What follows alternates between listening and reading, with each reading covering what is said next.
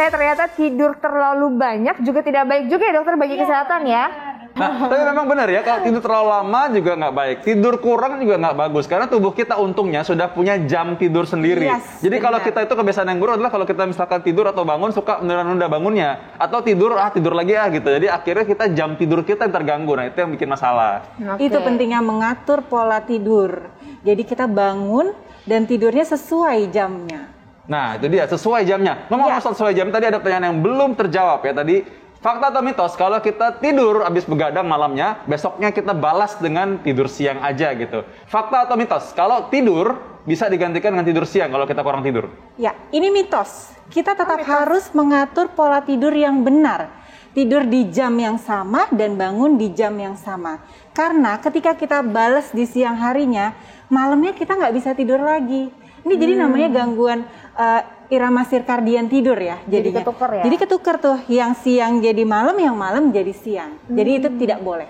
Jadi berarti kalau kita sebenarnya tidak baik ya begitu ya. Nanti kita akan bahas juga mengenai kalau orang-orang yang punya shift, memang kerjanya suka ada shift malam tuh. Ya, itu namanya insomnia shift worker. Itu ada lagi, beda lagi. Oh, beda lagi. Ya, tapi termasuk salah satu gangguan tidur. Oke.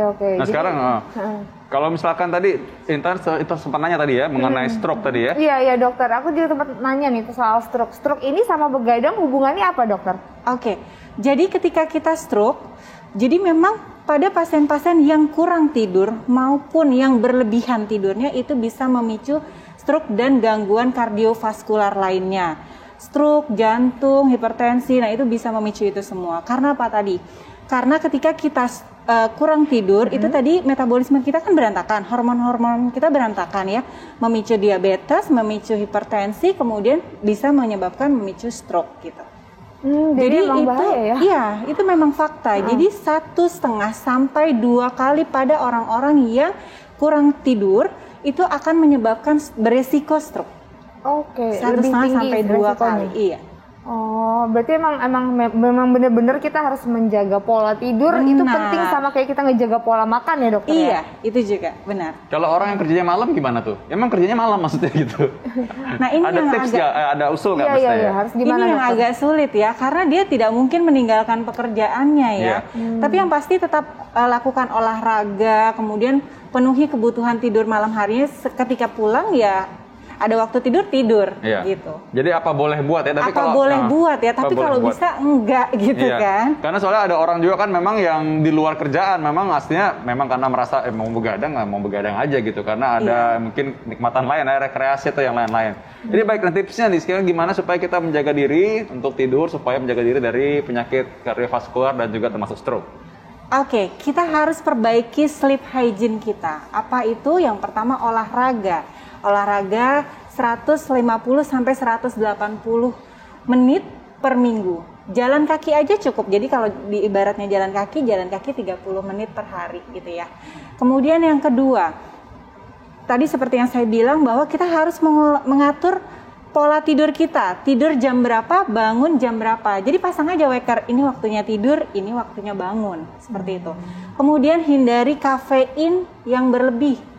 Atau merokok, itu juga akan mengganggu tidur kita. Atau alkohol juga akan mengganggu siklus tidur kita, ya.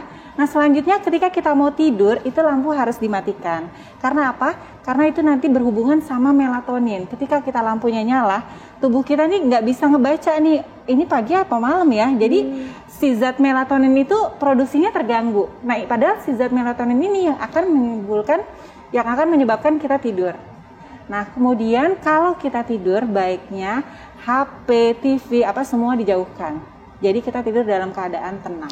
Nah, kalau yang merasa seperti itu, coba tolong kasih tahu di sebelah-sebelahnya ya tadi ya. HP, mungkin gadget itu disingkirkan dulu ya. Disingkirkan dulu. Tapi emang itu godaan terbesar sih dok. Godaan kalau mau tidur lihat gadget gitu-gitu nggak bisa tidur nih, main gadget dulu gitu. Nah, padahal salah. Oh, padahal sebenarnya kalau nggak bisa tidur berusaha aja dulu. Kalau misalnya kita tidak bisa tidur, misalnya ini sudah merebahkan diri nih, udah 30 menit kok belum bisa tidur ya, kita harus melakukan aktivitas di luar kamar yang membosankan. Misalnya membaca di ruang makan gitu, itu seperti itu. Atau membersihkan toilet katanya. Kalau misalkan toilet, aduh ngapain kita malam-malam bersihin toilet, tidur aja mendingan. Nah kayak gitu tuh bisa membantu kita untuk mau tidur. Iya, tapi tidak boleh olahraga malam hari juga ya, olahraga berlebihan pada kurang dari 4 jam waktu tidur kita itu juga akan mengganggu tidur kita juga. Baik. Makanya Intan, kita juga harus komitmen ya, sama-sama harus bisa menjaga semua pemirsa di rumah juga supaya tidur tetap harus cukup dan juga olahraga harus teratur. Makanya gimana cara TV Hidup Sehat? Saksikan Hidup Sehat selalu tiap hari Senin sampai Jumat pukul 9 waktu Indonesia Barat.